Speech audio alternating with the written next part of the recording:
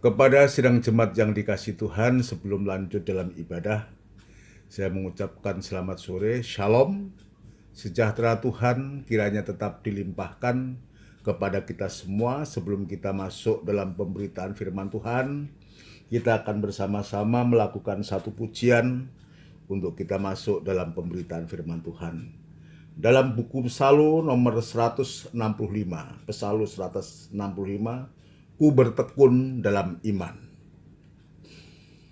Ku mencoba mendapatkan rahasia hidup sesuai kenyataan, tapi hampa apa yang ku ingin capai hanya terlaksana dengan iman.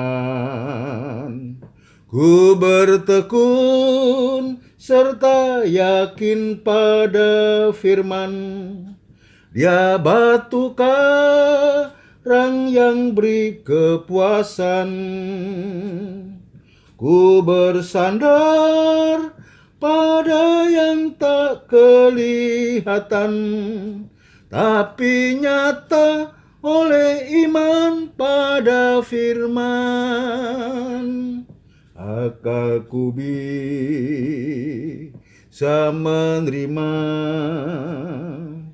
apapun yang kelihatan nyata. Waktu kakak baru ku mengerti bahwa oleh iman semua bisa nyata. Ku bertekun serta yakin pada firman, Dia batu karang yang beri kepuasan. Ku bersandar pada yang tak kelihatan, tapi nyata oleh iman pada firman. Pandangan dan perasaanku menentukan sesuatu yang nyata, tapi jika menghadapi jalan buntu, hanya iman mengatasi semuanya.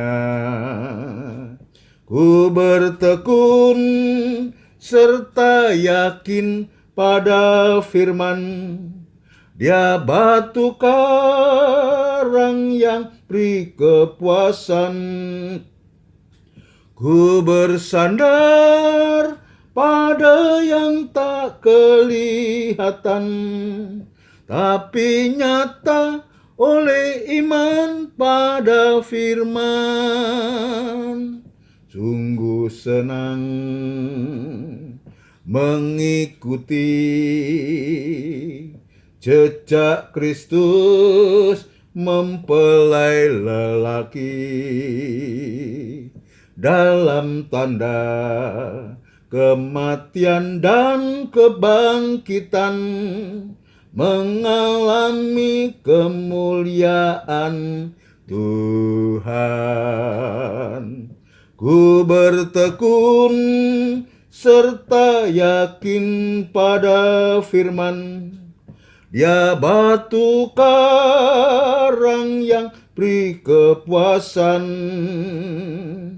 Ku bersandar pada yang tak kelihatan, tapi nyata oleh iman pada firman. Ku bertekun serta yakin pada firman, Dia batu karang yang beri kepuasan. Ku bersandar pada yang tak kelihatan, tapi nyata oleh iman pada firman. Kun serta yakin pada firman. Dia batu karang yang beri kepuasan. Ku bersandar pada yang tak kelihatan, tapi nyata oleh iman pada firman. Kita akan bersama tundukkan kepala, kita akan berdoa untuk firman Tuhan. Kita menyerahkan hidup kita, hati kita kepada Tuhan, untuk nanti kita bisa mendengarkan firman Tuhan dengan baik, sehingga kita firman Allah yang sudah kita dengar ini akan mendorong kita untuk kita bisa semakin kita menyembah kepada Tuhan. Kita tundukkan kepala. Benar Tuhan, biarlah ketekunan yang boleh kami alami, kami boleh lakukan ini, bukan karena kekuatan kami, bukan karena kemampuan kami, tapi oleh karena dorongan firman dan Roh Kudus-Mu untuk kami bertekun kepada Engkau, sampai kami bisa menyembah kepada Engkau, menyerahkan diri kami sepenuh kepada Engkau. Maka di sanalah Tuhan kekuatan itu menjadi nyata dalam kehidupan kami. Ketika kami lemah, maka kekuatan yang melimpah itu datangnya dari Tuhan sendiri.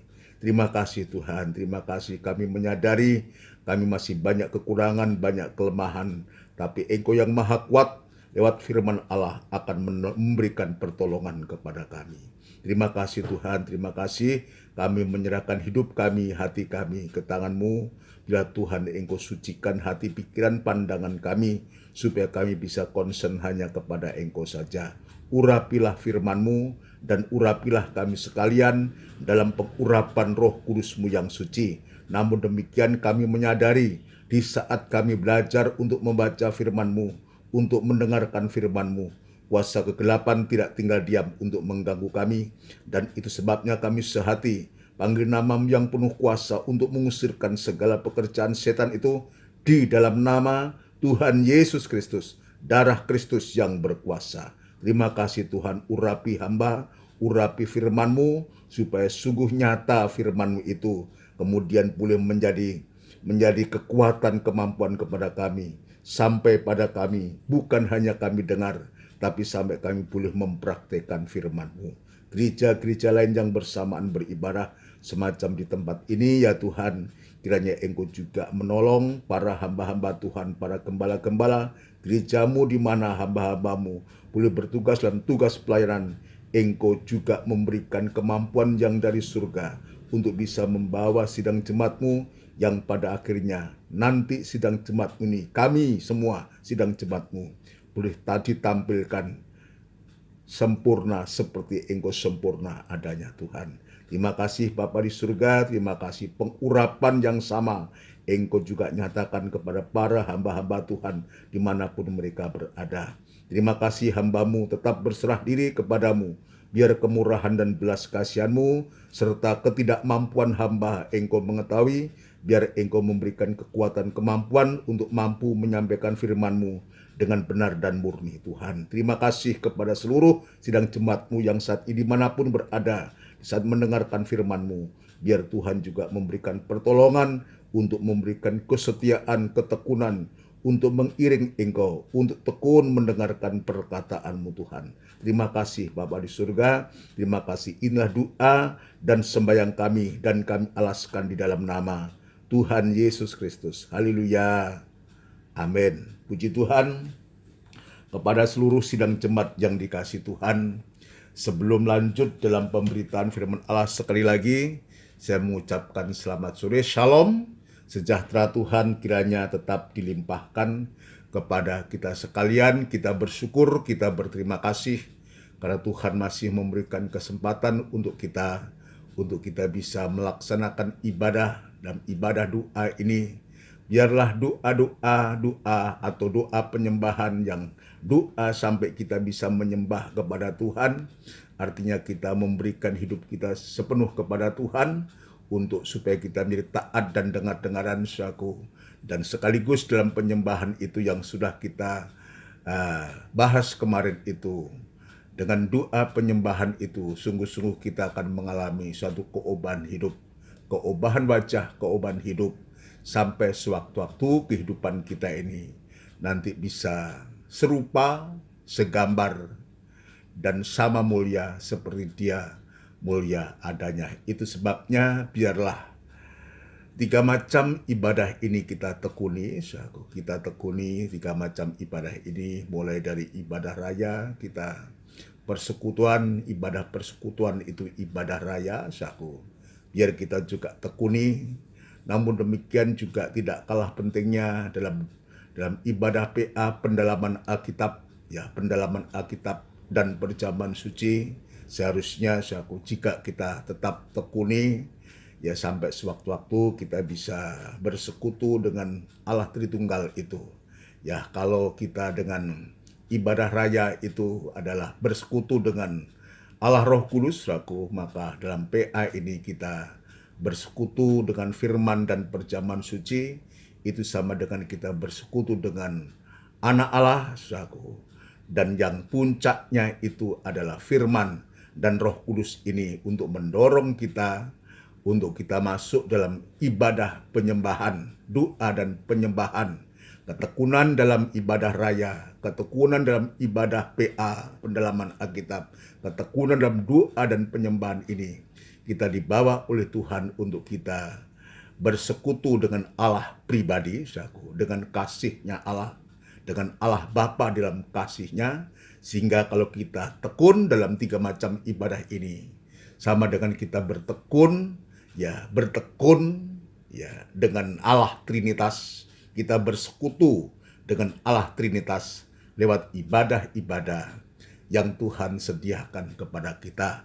Itu sebabnya kita bersyukur, berterima kasih, saudara sekalian, dalam keadaan yang semacam ini, dunia yang semakin jahat, dunia yang semakin najis, dunia yang sulit rasanya, ya, seperti zamannya Nuh, saudaraku. Dunia manusia yang semakin hari semakin mengeraskan hati, semakin berdosa begitu luar biasa, sehingga memilukan hati Allah. Maka Allah perlu menghukum zaman Nuh itu dengan air bah. Itu sebabnya kepada kita di hari-hari ini yang masih mendapatkan kesempatan, sementara kita hidup di tengah-tengah dunia ini, bagikan Yusuf, dia harus hidup di Mesir, saudaraku. Maka biarlah kita di hari-hari ini kita mempunyai hati yang bijak, saudaraku, mempunyai hati yang bijak. Hati yang bijak itu adalah hati yang rindu untuk selalu merindukan firman Tuhan. Ya, digambarkan seperti seorang yang membangun rumah di atas batu karang ini.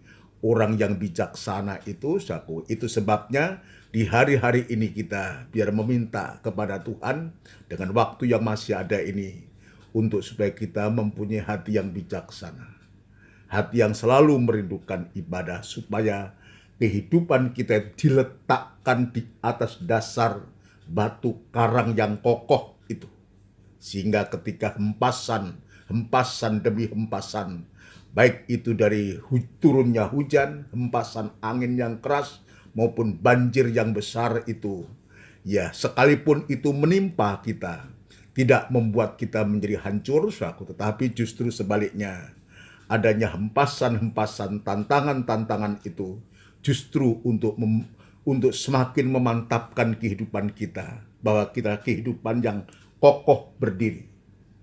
Ya, ini kita baca untuk mengawali pemberitaan firman Allah ini, saudaraku, dalam Injil Matius pasal yang ke-7, saudaraku. Injil Matius pasal yang ke-7 ini ayat-ayat juga tidak asing buat kita, tetapi ya tidak ada salahnya untuk kita kembali membaca, sebab ini firman Tuhan pasti sangat kita butuhkan, ya. Di satu sisi orang tidak membutuhkan ini, satu ayat ini, tapi ada orang lain yang membutuhkan ayat ini, maka dalam kita belajar itu kita sabar untuk menantikan. Ayat 24. Injil Matius pasal 7 ayat yang ke-24 mengatakan 2 macam dasar. Setiap orang yang mendengar perkataanku, ini adalah kehidupan yang beribadah kepada Tuhan, saudaraku. Ya, setia beribadah kepada Tuhan, dia mendengar perkataanku.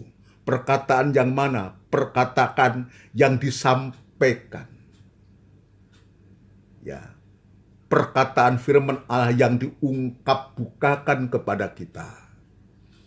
Saudara sekalian, ya setiap orang yang mendengar perkataanku, ku besar, ya yang dikatakan oleh Tuhan, ini dan melakukannya, jadi bukan hanya mendengar untuk kita lupakan, saudaraku.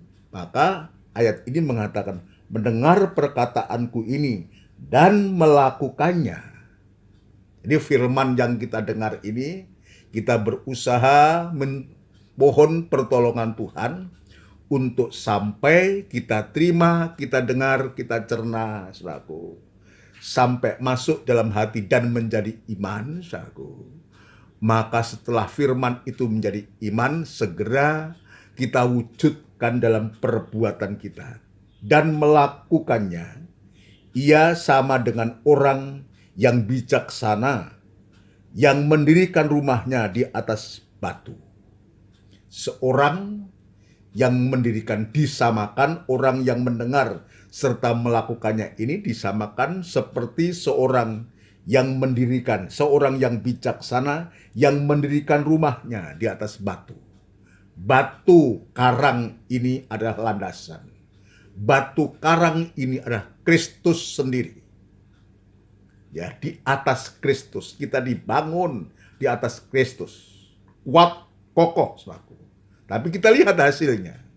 Kalau kehidupan kita, iman kita, ibadah kita, pelayanan kita itu, kita letakkan di atas korbannya Kristus. Di atas batu karang itulah Kristus. Atau di atas korbannya Kristus, bukan berarti tidak ada halangan. Bukan berarti tidak ada rintangan. Bukan berarti tidak mengalami sengsara. Bukan berarti tidak mengalami penderitaan, mungkin lebih dari itu, saudaraku. Tapi ayat mengatakan ayat 25, kemudian turunlah hujan. Ini tantangan, ini halangan. Dan datanglah banjir, saudaraku. Jadi banjir ini dia menggerus, ya. Banjir menggerus dasar, saudaraku.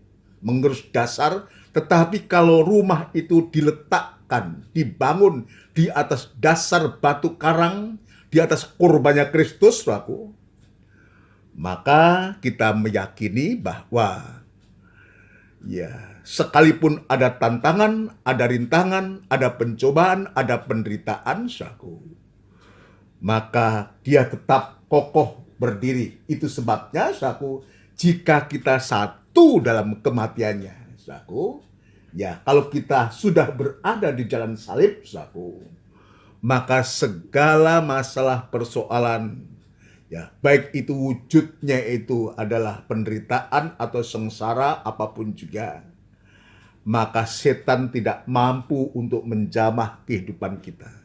Sebab kita sudah berdiri di atas batu karang korbannya Kristus. Maka dia harus berhadapan dengan Kristus yang sudah mati, bangkit dan naik, dan dia akan datang kedua kali. Ini saudara. Jadi banjir ini akan menggerus dasar, tetapi kalau saja kita berdiri di atas batu karang, maka rumah itu akan tetap kokoh berdiri. Lalu angin melanda rumah itu. Angin itu apa? Angin itu adalah pencobaan-pencobaan. Wujudnya banyak, masalah persoalan yang kita hadapi, saudaraku. Tapi angin ini juga menunjuk kepada angin pengajaran yang bisa menggoyahkan, menggeser iman kita. Bisa menggoyahkan, bisa menggeser iman kita. Tetapi sekali lagi, ya sekalipun angin itu melanda rumah itu, pencobaan itu bisa saja kita terima, dan kita terima itu pencobaan sebagai suatu ujian. Nanti kita baca, saudaraku, nanti akan menghasilkan suatu hal yang luar biasa.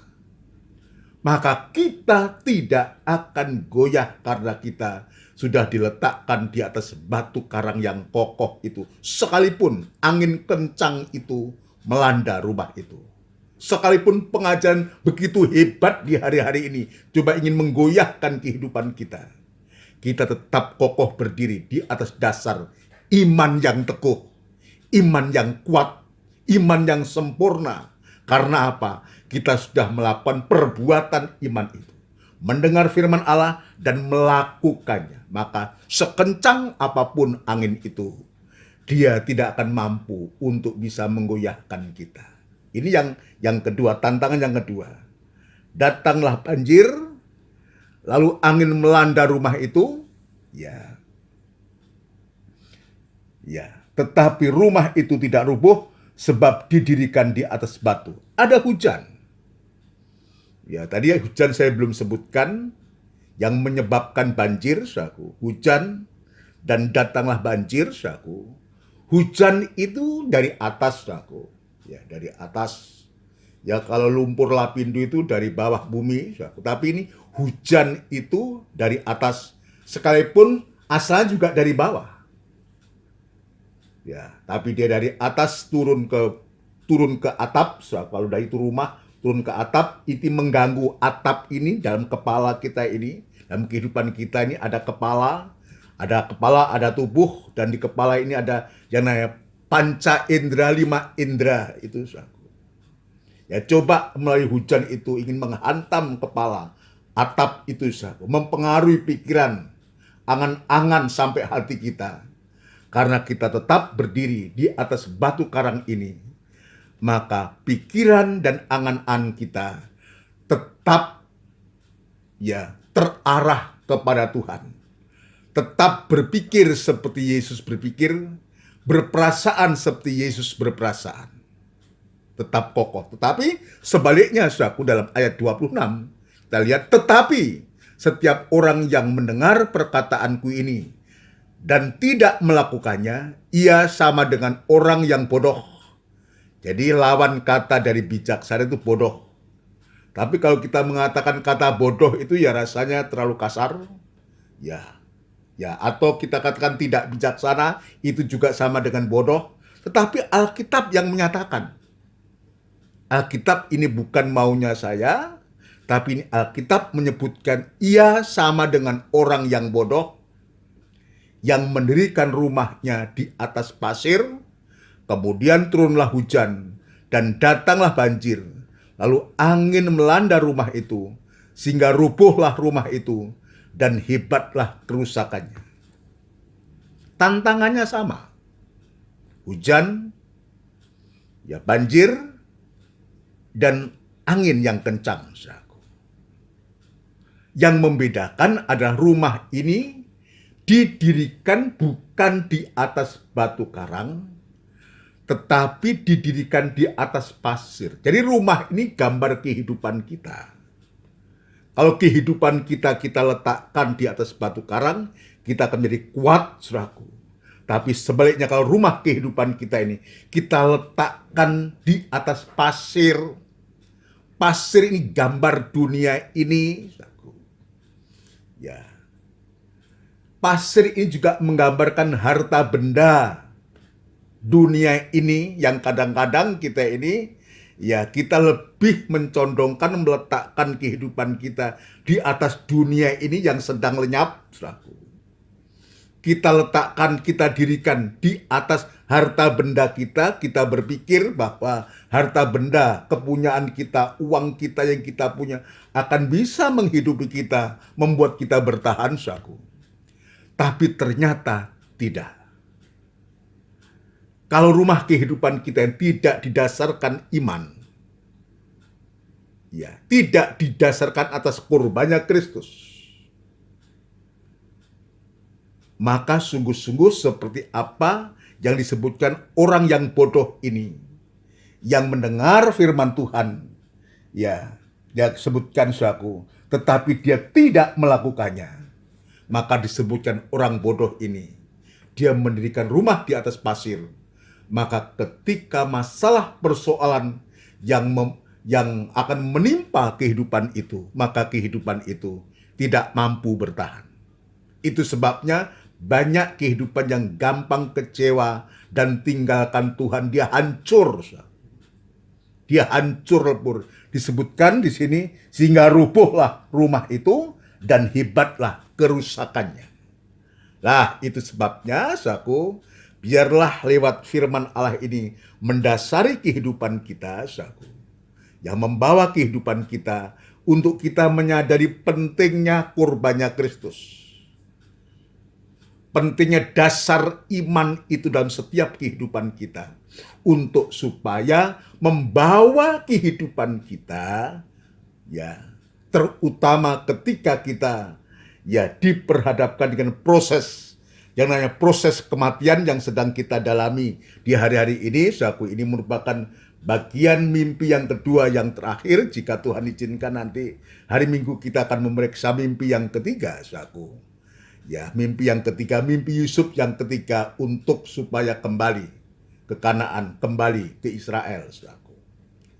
Maka untuk mengakhiri ini, maka Tuhan sebelumnya dia mengajarkan kepada kita untuk supaya kita satu dalam kematiannya, satu dalam kebangkitannya, dan sampai sewaktu-waktu satu dalam kemuliaannya.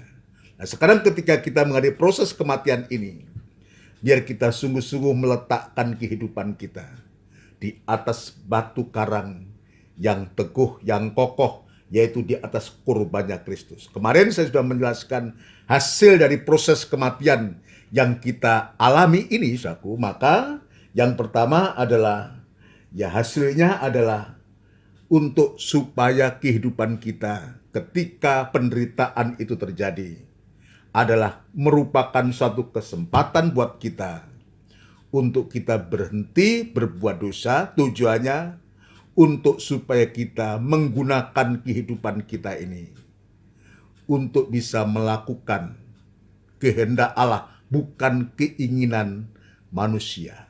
Ini hasil yang pertama. Lalu hasil yang kedua adalah justru untuk supaya kita boleh mendapatkan kasih karunia pada Allah. Kenapa?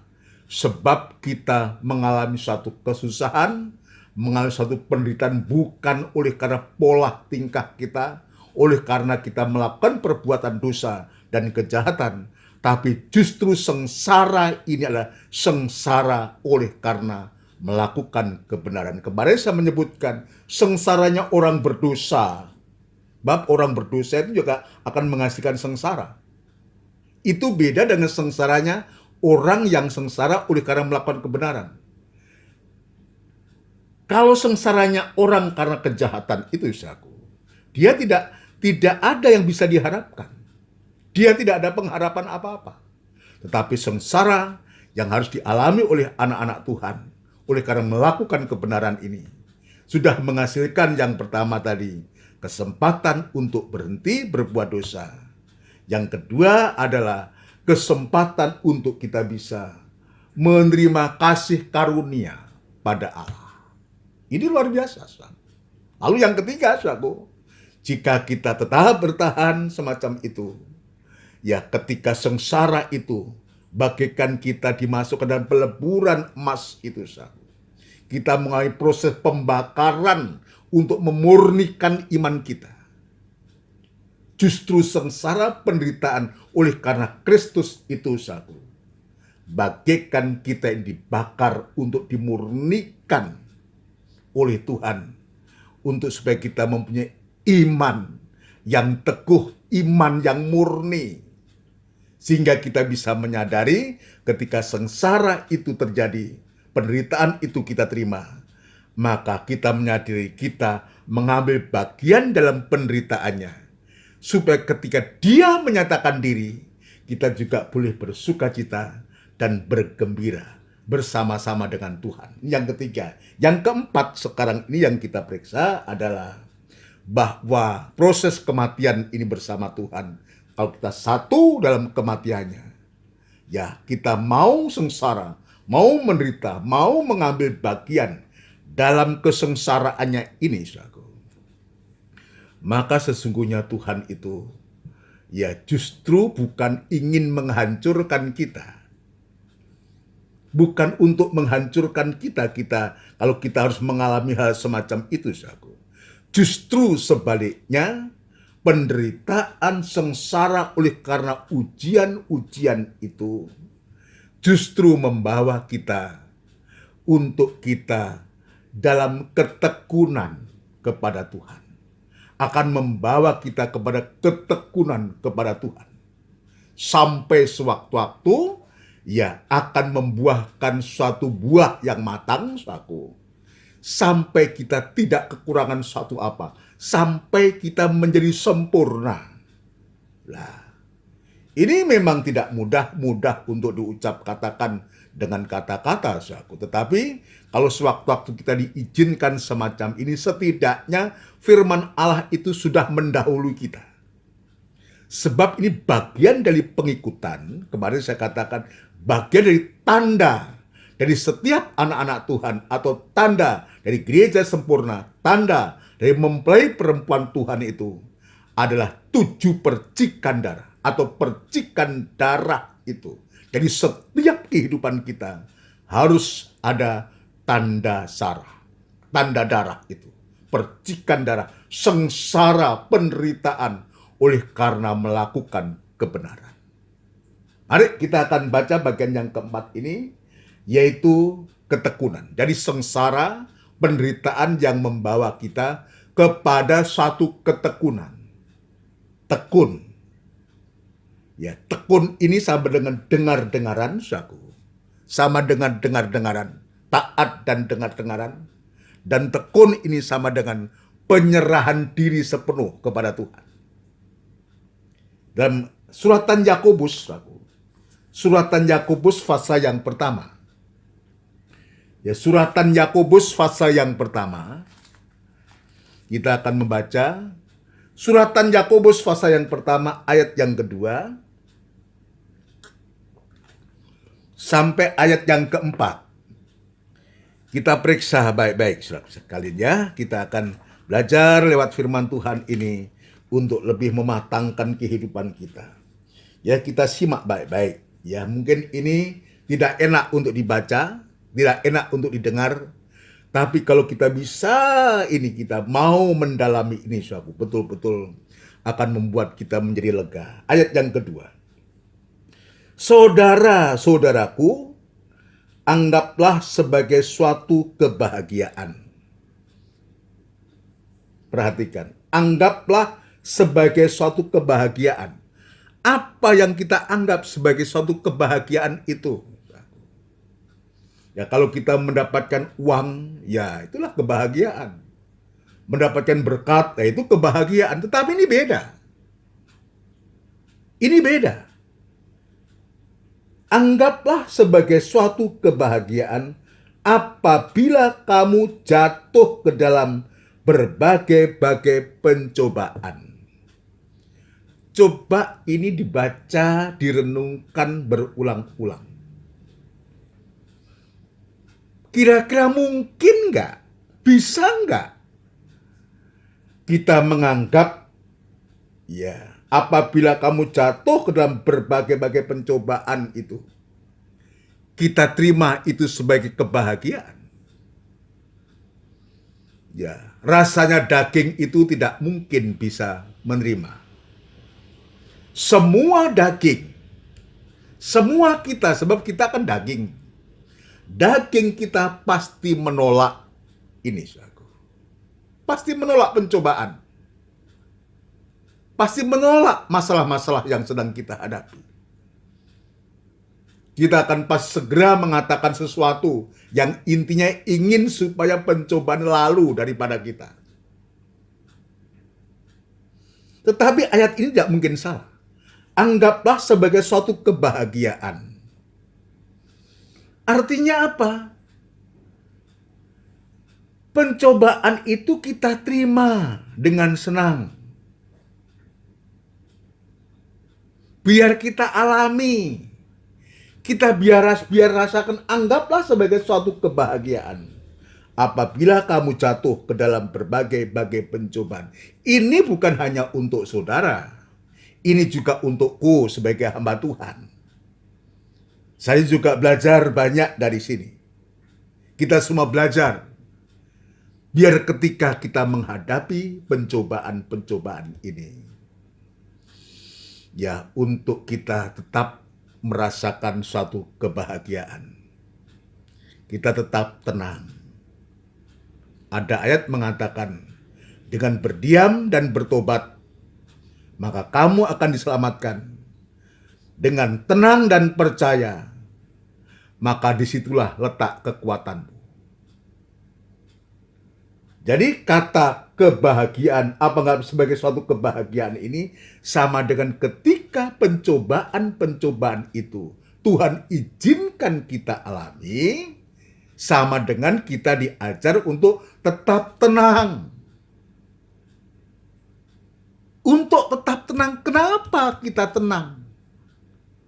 Sebab ketika kita tenang, kita merasakan mengalami kebahagiaan ini, maka kekuatan yang melimpah itu datangnya dari Tuhan. Paulus dia juga mengatakan, ketika aku lemah, di situ aku kuat. Sebab kuasa yang melimpah itu, yang datang dari Allah itu yang akan menaungi. Puji Tuhan, saudaraku. Dan Yesaya juga begitu. Yesaya 31 ayat 15.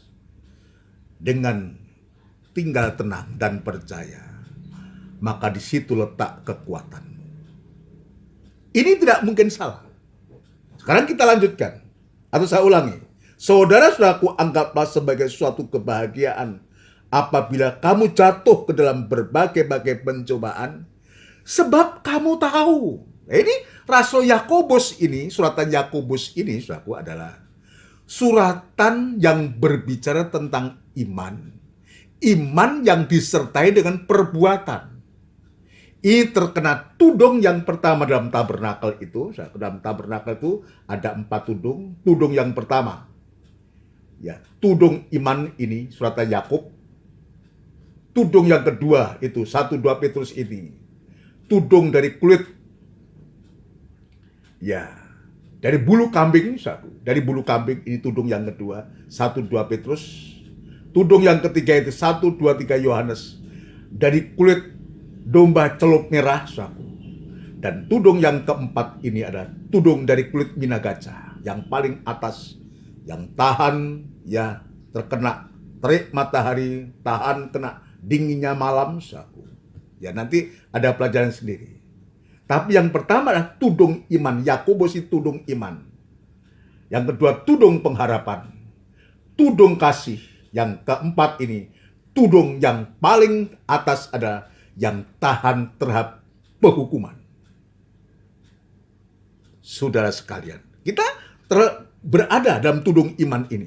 Suratan Yakub ini bicara tentang tudung iman, yaitu dari kain linen halus yang bisa kita lihat. Tudung yang pertama, ya, sebab kamu tahu. Tadi ayat mengatakan. Jadi Yakobus ini dia menjelaskan, sebab kamu tahu. Jadi kata sebab kamu tahu ini untuk meyakinkan orang-orang percaya. Meyakinkan kehidupan kita semua, gereja Tuhan. Sebab kamu tahu bahwa ujian terhadap imanmu. Jadi pencobaan ini, sebab ada ayat mengatakan Allah itu tidak pernah mencobai, dan dia tidak pernah tercobai. Ya, ayat sebelumnya itu, sudahnya itu ayat yang ke-13. Tetapi pencobaan itu Yakobus mengatakan harus ditingkatkan, harus kita terima sebagai suatu ujian. Sebab kamu tahu bahwa ujian terhadap imanmu itu. Ya, kalau kemarin iman itu harus dibakar, emas itu harus dibakar, masuk dalam pembakaran untuk memurnikan. Sekarang Tuhan ulangi dalam ini, bahwa ujian terhadap imanmu itu menghasilkan ketekunan. Memurnikan iman kemarin, Sekarang ujian iman itu ya bukan untuk menghancurkan kita. Bukan untuk menghancurkan kita, tetapi justru untuk menghasilkan ketekunan. Tekun dalam hal apa? Tekun dalam pengharapan kita kepada Yesus yang satu-satunya pemberi iman itu. Yesus yang ada satu-satunya yang menjadi landasan kita untuk kita meletakkan di atasnya. Dan untuk itu kita dibangun. Bahwa ujian terhadap imanmu itu menghasilkan ketekunan. Dan biarlah ketekunan itu memperoleh buah yang matang. Ketekunan itu juga nanti akan berbuah, akan bertumbuh, akan berbuah, akan menghasilkan buah yang matang, ya, supaya kamu menjadi sempurna dan utuh dan tak kekurangan suatu apapun juga. Ini luar biasa yang Tuhan tunjukkan kepada kita. Ya, untuk tekun, tujuannya untuk supaya nanti menghasilkan buah yang matang. Dan kita tidak kekurangan suatu apa. Ini artinya tidak kekurangan suatu apapun, ini artinya kita sempurna. Kalau kita tekun, akan menghasilkan buah yang matang. Ya, buah yang matang itu adalah buah penyerahan kita kepada Tuhan. Ketaatan kita dan dengaran kita kepada Tuhan atau penyerahan hidup sepenuh kepada Tuhan. Sampai kita tidak kekurangan suatu apa. Sempurna. Seperti Dia sempurna. Tidak kekurangan suatu apapun atau menjadi sempurna. Ini masa depan kita. Yang bisa menyempurnakan itu adalah Tuhan sendiri. Ya, lewat firman-Nya. Ya, lewat Roh Kudus-Nya. Lewat kasih-Nya. Sampai kita tidak kekurangan apapun juga. Nah, karena kita masih ada di bumi ini, kita masih ada di bumi, harus menjalani kehidupan kita di bumi ini, sambil menantikan kedatangan Tuhan yang kedua kali,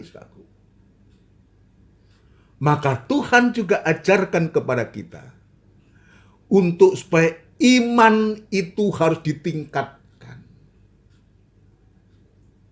sampai kepada ketekunan, ketekunan sampai kepada kesalehan, untuk kita bisa melayani Tuhan, mengasihi Tuhan, dan mengasihi kepada sesama, khususnya kepada orang-orang yang seiman, sampai kita bisa mengasihi semua orang. Puji Tuhan. Coba kita membaca ayat ini, dalam 2 Petrus, 2 Petrus pasal yang kedua. 2 Petrus pasal yang pertama. 2 Petrus pasal yang pertama. Kita akan membaca. 2 Petrus pasal yang pertama ayat yang ketiga mulai.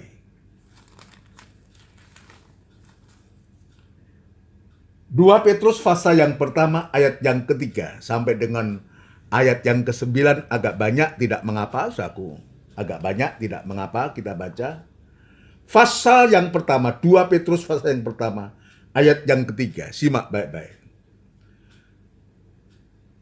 Karena kuasa ilahinya, atau perikopnya saya baca, panggilan dan pilihan Allah. Karena kuasa ilahinya telah menganugerahkan kepada kita segala sesuatu yang berguna untuk hidup yang saleh oleh pengenalan kita akan Dia, yang telah memanggil kita oleh kuasa-Nya yang mulia dan ajaib. Ayat yang keempat. Dengan jalan itu ia telah menganugerahkan kepada kita janji-janji yang berharga. Perhatikan. Dengan jalan itu ia, I besar ini, telah atau sudah menganugerahkan kepada kita janji-janji yang berharga dan yang sangat besar, supaya olehnya kamu boleh mengambil bagian dalam wujud atau kodrat ilahi dan luput atau lepas dari hawa nafsu duniawi yang membinasakan dunia. Ini kita lihat bagaimana dia menganugerahkan janji-janji yang berharga itu kepada kehidupan-kehidupan yang beriman kepada dia. Kehidupan yang tekun menantikan dia, tekun dalam pengharapan. Puji Tuhan. Ayat yang kelima, perhatikan. Justru karena itu, kamu harus dengan sungguh-sungguh. Nah, karena anugerah kepada kita dan janji-janji yang berharga itu, yang Tuhan janjikan kepada kita, maka ayat yang kelima ini jelas dan tegas. Justru karena itu, kamu harus dengan sungguh-sungguh berusaha. Jadi harus diupayakan. Ibadah pelayanan itu harus sungguh-sungguh harus berusaha. Sungguh-sungguh berusaha diupayakan untuk menambahkan kepada imanmu. Iman yang dihasilkan dari ibadah. Iman yang dihasilkan dari mendengar firman Allah. Ketika kita bisa beribadah atau membaca firman Tuhan. Ya, sungguh-sungguh berusaha untuk menambahkan kepada imanmu kebajikan, iman ya kepada kebajikan, menambahkan imanmu kebajikan, dan kepada kebajikan pengetahuan, dan kepada pengetahuan penguasaan diri, kepada penguasaan diri ketekunan, dan kepada ketekunan kesalehan atau kesucian, ya, dan kepada kesalehan kasih akan saudara-saudara, dan kepada kasih akan saudara-saudara kasih akan semua orang. Dasarnya kita mengasihi Allah, saudara sekalian, sampai kita bisa mengasihi saudara-saudara yang dimaksud oleh saudara-saudara iman, sampai saudara-saudara ya kita bisa mengasihi, kasih kepada semua orang. Kasih kepada saudara-saudara, yaitu kepada kasih akan semua orang. Nah, kalau kita bisa mengasihi semua orang, alangkah bahagianya kehidupan itu. Mulai dari mana? Dari iman. Dari ketekunan kita tetap bertahan dalam iman ini. Tuhan tambahkan. Ya, imanmu kebajikan. Kebajikan pengetahuan. Pengetahuan penguasaan diri. Penguasaan diri ketekunan. Ketekunan kesalehan. Kesalehan kasih akan saudara-saudara. Dan kepada kasih akan saudara, kasih akan semua orang. Artinya orang itu tidak akan pernah ada sakit hati lagi. Dan tidak mungkin bisa tersakiti, wong dia mengasihi semua orang. Ya, dia mengasihi semua orang. Artinya tidak ada kepahitan hati. Tidak ada amarah. Karena dia sudah bisa mengasihi semua orang.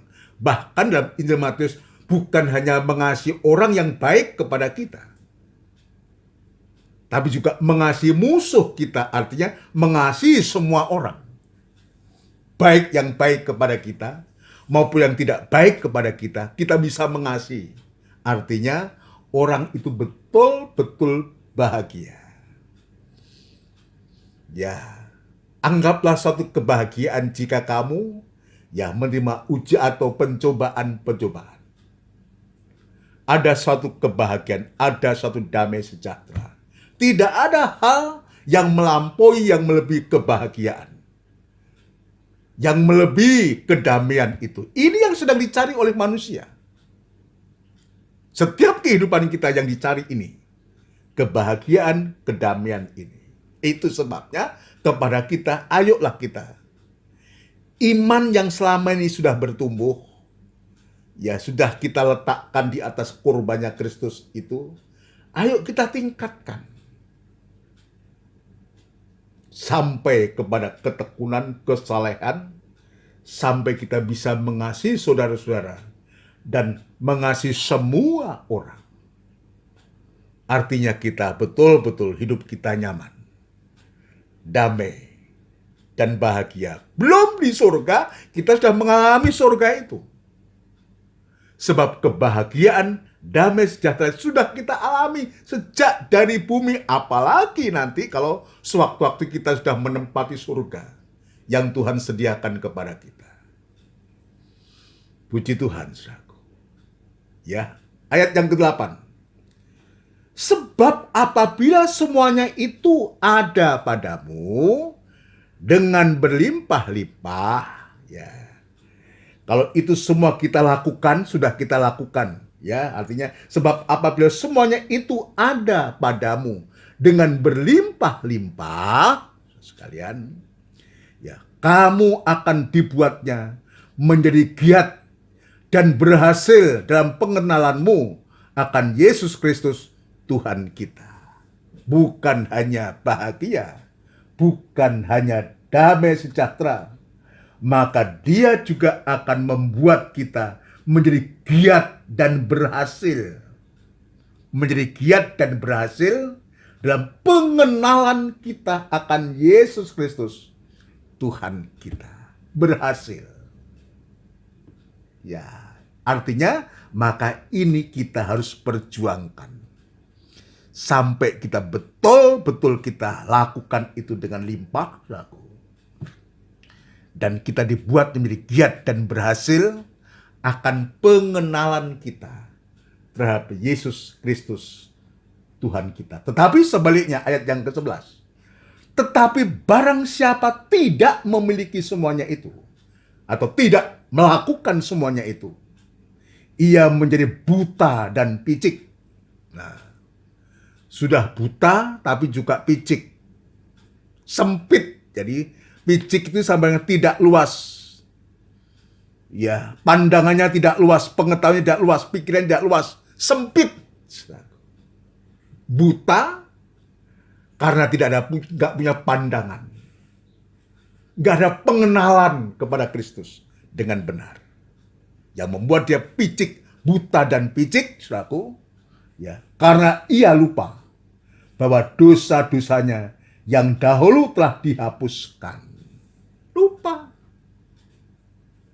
Ya, seperti orang yang berkaca di depan kaca dan dia pergi sudah lupa akan dirinya.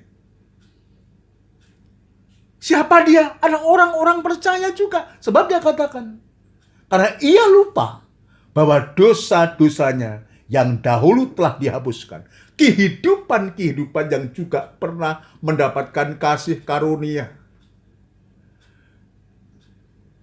Tidak mau meningkat lagi. Iman itu tidak mau ditingkatkan kebajikan. Tidak mau. Tidak mau, pengetahuannya sempit. Sementara di sini kebajikan, pengetahuan penguasaan diri ketekunan, dan ketekunan kesalehan. Dia berhenti. Mungkin menganggap sudah cukuplah. Iman itu bertumbuh. Iman itu berkembang. Sampai membawa kehidupan kita itu betul-betul menjadi kehidupan yang bertekun.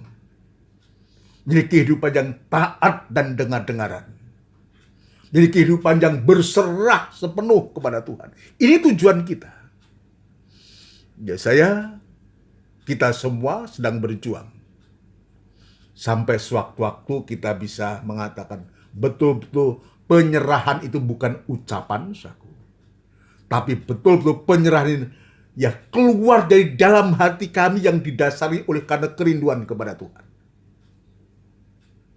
Ya, ini bukti ketekunan dari iman yang selama ini kita ya betul-betul kita tekuni itu. Tekun. Terutama ketika kita banyak menghadapi pencobaan-pencobaan, masalah-masalah persoalan, masalah-masalah yang menyangkut kehidupan kita. Kita tekuni proses kematian ini sampai kita betul-betul ya mempunyai kehidupan yang berserah kepada Tuhan. Ini tidak mudah.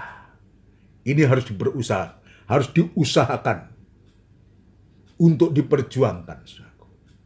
Sampai setiap kehidupan kita bisa menyerahkan diri sepenuh. Sewaktu-waktu Tuhan izinkan itu semua terjadi. Bahkan Rasul Paulus dalam suratannya dia mengatakan, sampai sewaktu-waktu kita digiring ya bagaikan domba yang siap untuk disembelih. Ya, ini dalam pengikutan kita. Ya, itu sebabnya ketekunan kita kepada Tuhan sedang diuji di hari-hari ini. Ya, ketekunan pengikutan lewat ibadah-ibadah dan pelan kita sedang diuji oleh Tuhan. Ya, dalam Roma pasal yang ke-8, saudaraku, kita akan mengulangi membaca ini. Roma pasal yang ke-8. Roma pasal yang ke-8, ayat yang ke-33. Ya, lebih baik kita baca ayat yang ke-33. Nanti gongnya di ayat yang ke-36 sebetulnya. Tapi tidak mengapa untuk supaya tidak terputus bagaimana Tuhan itu terhadap kehidupan kita. Setelah dia mengatakan, saudara sekalian, ya, tetapi yang menyerahkannya bagi kita semua, bagaimanakah mungkin ia tidak mengaruniakan segala sesuatu kepada kita bersama-sama dengan dia? Maka ayat 33 ini perhatikan. Siapakah yang akan menggugat orang-orang pilihan Allah? Siapa orang-orang pilihan Allah? Orang-orang bertekun.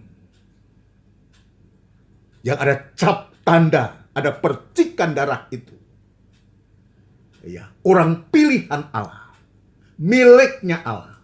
Siapakah yang akan menggugat orang-orang pilihan Allah? Allah yang membenarkan mereka. Orang pilihan Allah itu Allah sendiri yang membenarkan. Coba. Dia yang membenarkan. Ya. Siapakah yang akan menghukum mereka? Kristus Yesus yang telah mati. Bahkan lebih lagi yang telah bangkit, yang juga duduk di sebelah kanan Allah, yang malah menjadi pembela bagi kita. Artinya apa? Artinya kehidupan kita ini dengan ketekunan yang Tuhan ajarkan kepada kita. Sebab kita tahu kalau kita tekun untuk kita melakukan ini bersama Tuhan, ya, sekalipun kita harus mengalami nanti ayat yang ke-35 ini, di sana disebutkan ada penindasan, ada kesesakan, ada penganiayaan, atau kelaparan, atau ketelanjangan, atau bahaya, atau pedang. Sekalipun demikian, saudaraku, tetaplah Allah itu yang duduk di sebelah kanan Allah itu, Allah Bapa itu, dan dia sekarang menjadi imam besar itu, justru dia tetap menyatakan pembelaan kepada kita. Tetap dia malah menjadi pembela kita. Siapakah yang akan memisahkan kita dari kasih Kristus? Iya. Mungkin orang berpikir, wah kalau ditindas dia akan meninggalkan kasih Kristus. Kalau dia mengalami kesesakan, penganiayaan, kelaparan, telanjangan, bahaya atau pedang, pasti dia meninggalkan kasih Kristus. Tidak. Tidak. Sekalipun kita diizinkan harus mengalami hal semacam itu, Yesus dia imam besar, tetap sebagai pembela bagi kita. Ayat yang 36, perhatikan. Seperti ada tertulis, saudara. Oleh karena engkau itu guru besar, saudaraku. Oleh karena Tuhan, ya, oleh karena kita berharap kepada Dia, oleh karena kita beriman kepada Dia, oleh karena kita mengasihi Dia, ya, oleh karena engkau, kami ada dalam bahaya maut sepanjang hari. Ini tulisan Paulus ini. Oleh karena engkau, apapun harga yang harus kami bayar. Kalau bahasa sehari-harinya begitu. Siap sekalipun kami sepanjang hari harus berhadapan dengan maut. Oleh karena engkau, kami ada dalam bahaya maut sepanjang hari. Kami telah dianggap sebagai domba-domba sembelihan. Ini posisi kita. Jadi sebetulnya kalau kita membaca ayat ini, bahwa pengikutan kita di akhir zaman ini adalah pengikutan yang harus sungguh-sungguh.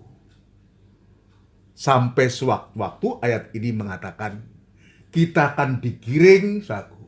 Sebab kita dianggap, kami telah dianggap sebagai domba sembelihan. Ya, kalau kita menempatkan diri sebagai domba, jadi disebutkan kami adalah domba-domba yang dibawa atau dianggap sebagai domba sembelihan ini. Apa yang kita bisa lakukan sebagai domba? Ya, tidak ada kekuatan kemampuan apa-apa untuk bisa membela diri. Ketika kita diperhadapkan dengan penyembelihan ini, diperhadapkan dengan sengsara penderitaan ini, yang harus menimpa kehidupan kita ini. Tapi kita sadar bahwa oleh karena engkau, kami dalam bahaya maut sepanjang hari. Kita sadar ini. Bahkan lebih dari itu, kita dianggap sebagai domba-domba yang siap untuk disembelih. Domba-domba sembelihan. Tadi saya mengatakan tidak ada kekuatan kemampuan apa, tanduk juga tidak ada dari seekor domba itu, saudaraku. Apa yang bisa dilakukan oleh domba ketika semacam itu terjadi, saudara? Ya, maka yang paling bisa dilakukan oleh domba, yang bisa kita lakukan hanya kita mengatakan mengembek. Tahu mengembek, saudaraku?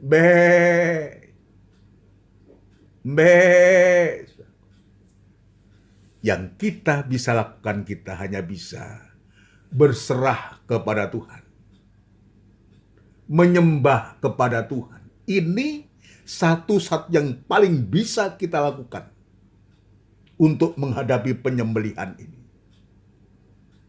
Bagian domba-domba yang disembelih ini, yang kita bisa lakukan sebagai domba, sebagai anak-anak Tuhan, hanya kita bisa berpasrah, taat dan dengar-dengaran.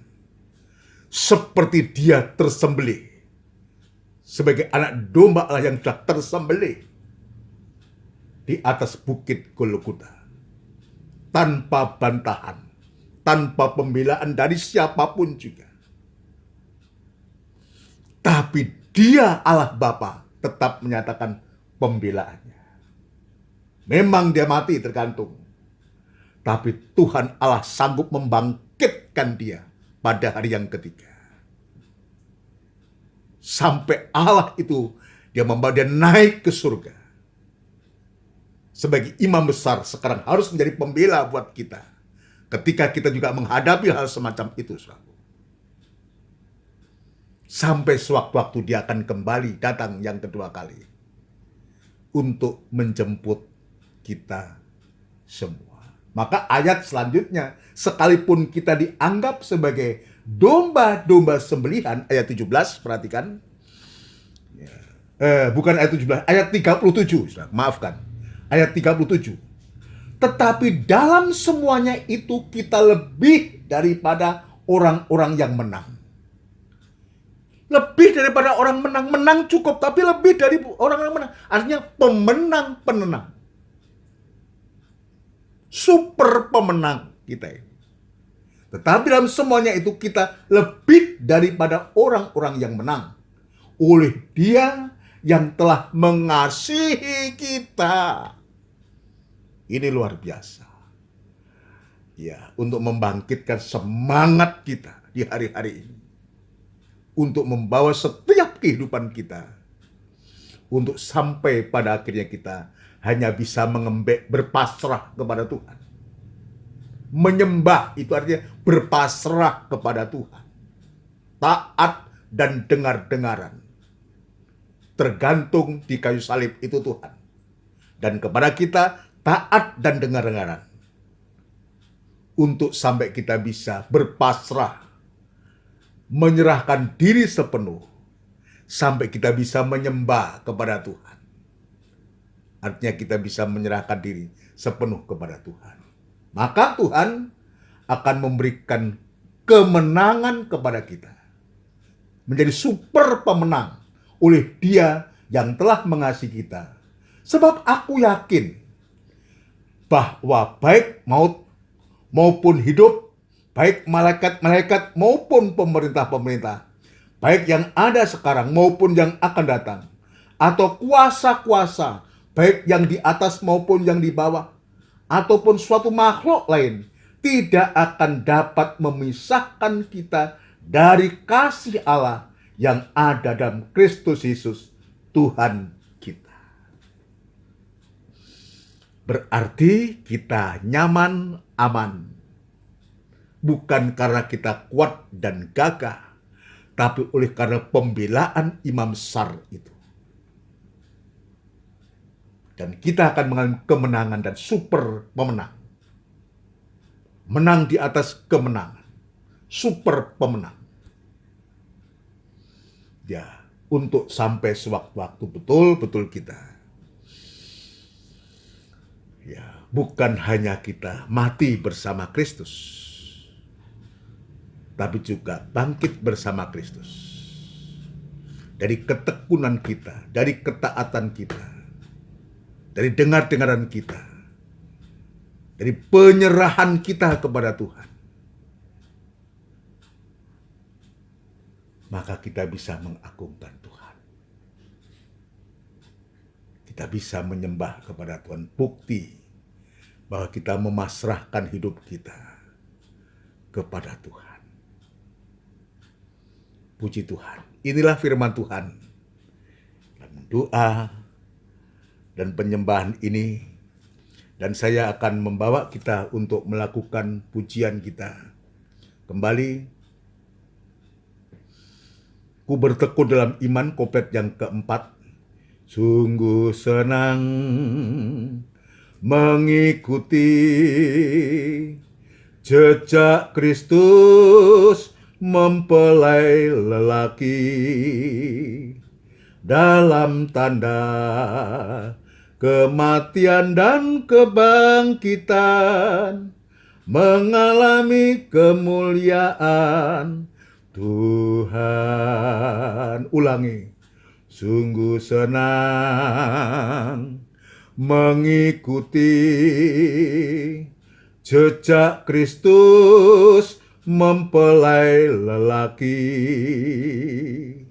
dalam tanda kematian dan kebangkitan, mengalami kemuliaan Tuhan.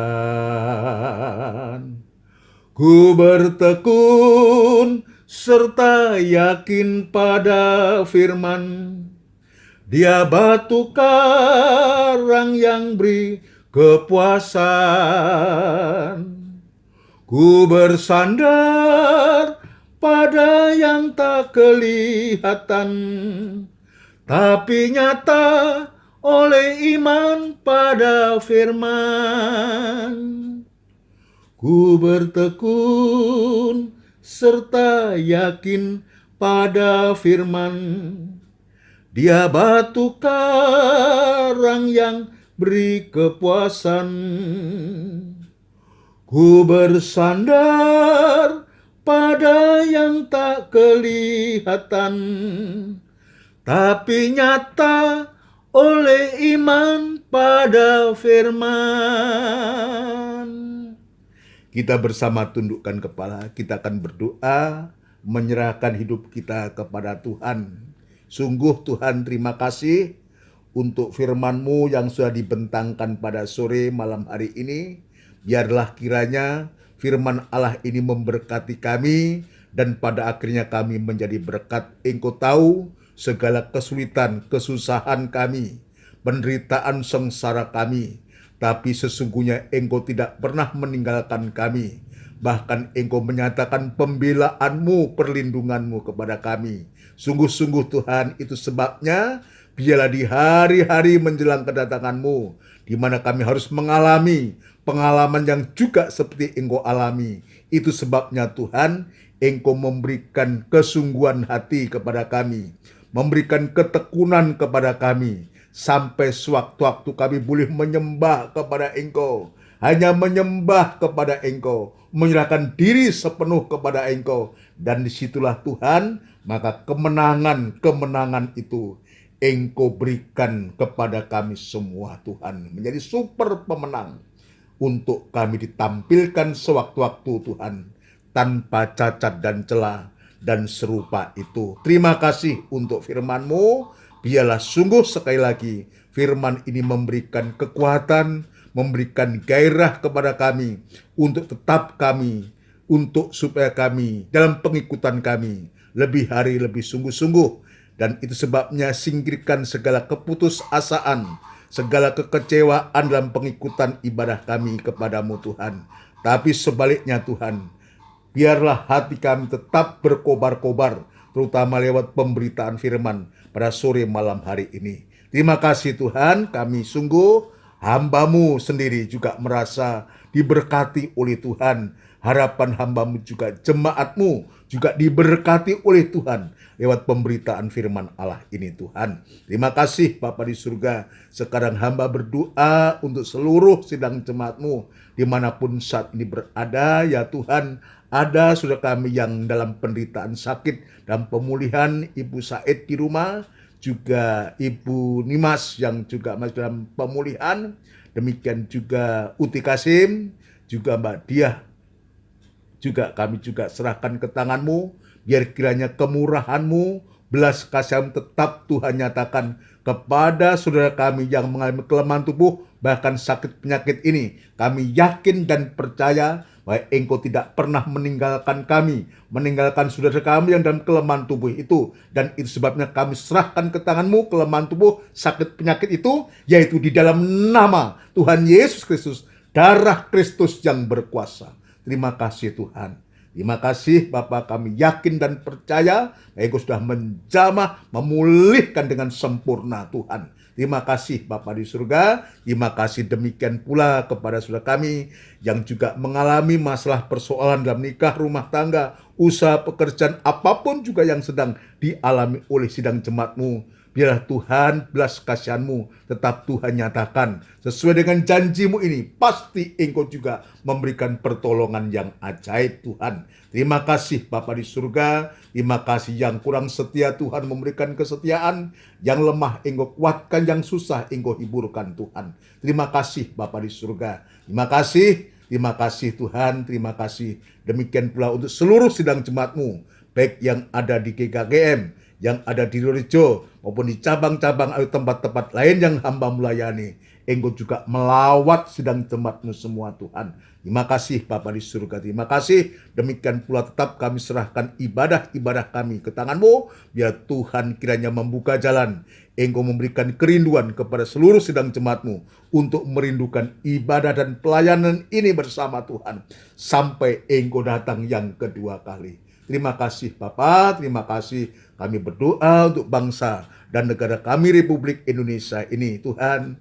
Kami menyerahkannya kepadamu. Biar kiranya damai sejahtera itu Tuhan nyatakan dalam bangsa kami. Untuk supaya sungguh-sungguh bangsa kami boleh mendapatkan lawatan daripada Engkau. Pakai para pemimpin-pemimpin bangsa kami, mulai dari Bapak Presiden, Wakil Presiden, jajaran menteri yang ada, maupun pejabat negara di pusat maupun sampai di daerah-daerah. Tuhan memberikan kekuatan, memberikan hikmat marifat yang dari surga untuk mampu memimpin bangsa kami ini Tuhan. Terima kasih Tuhan Yesus, terima kasih. Kami yakin dan percaya Engkau sangat memperhatikan bangsa kami. Jauhkan dari segala perpecahan, jauhkan dari segala kerusuhan, jauhkan dari hal-hal yang tidak berkenan di hadapan Engkau, terutama Tuhan, damai sejahtera-Mu ini memungkinkan untuk anak-anak-Mu semua untuk tetap leluasa bisa beribadah kepadamu. Namun bukan kehendak kami, biar kehendak Engkau yang terjadi atas kehidupan kami di tengah-tengah bangsa yang besar ini Tuhan. Terima kasih Bapa di surga, maka sebentar kami akan berpisah. Ada yang beraktivitas, bahkan yang mau beristirahat malam. Tuhan, sekali lagi kami menyerahkan hidup kami, tubuh, jiwa, dan roh kami ke tangan-Mu. Tetap Tuhan jaga, pelihara, lindungi kami dari hal-hal yang tidak berkenan di hadapan Engkau. Terima kasih Tuhan, terima kasih saudaraku yang kekasih. Biarlah rahmat anugerah cinta yang besar, yang datangnya dari Allah Bapa, Sang Putra, dan Roh Kudus, yang sepenuhnya di dalam nama Tuhan Yesus Kristus, memberkati kami sekalian, mulai saat ini sampai Maranatha, Yesus datang yang kedua kali. Terima kasih Tuhan. Di dalam nama Tuhan Yesus Kristus, kami alaskan doa dan sembahyang kami. Haleluya. Amin. Puji Tuhan, saudara sekalian, demikianlah rangkaian ibadah doa penyembahan ini sudah memberkati kita, biar kita semua juga menjadi berkat bagi orang lain. Ya, kita saling mendoakan satu dengan yang lain, kita tetap menjalin hubungan baik antar satu dengan yang lain, dan tetap jaga kesehatan, saku memakai masker untuk menjaga, untuk supaya sungguh-sungguh pada akhirnya tetap kita merindukan kepada Tuhan sewaktu-waktu kita bisa bertemu dalam ibadah dalam gereja kita. Kapan kita tidak tahu, tapi kita serahkan kepada Tuhan, biar Tuhan yang akan mengatur segala sesuatunya. Terima kasih, selamat malam. Tuhan memberkati kita semua. Haleluya. Amin.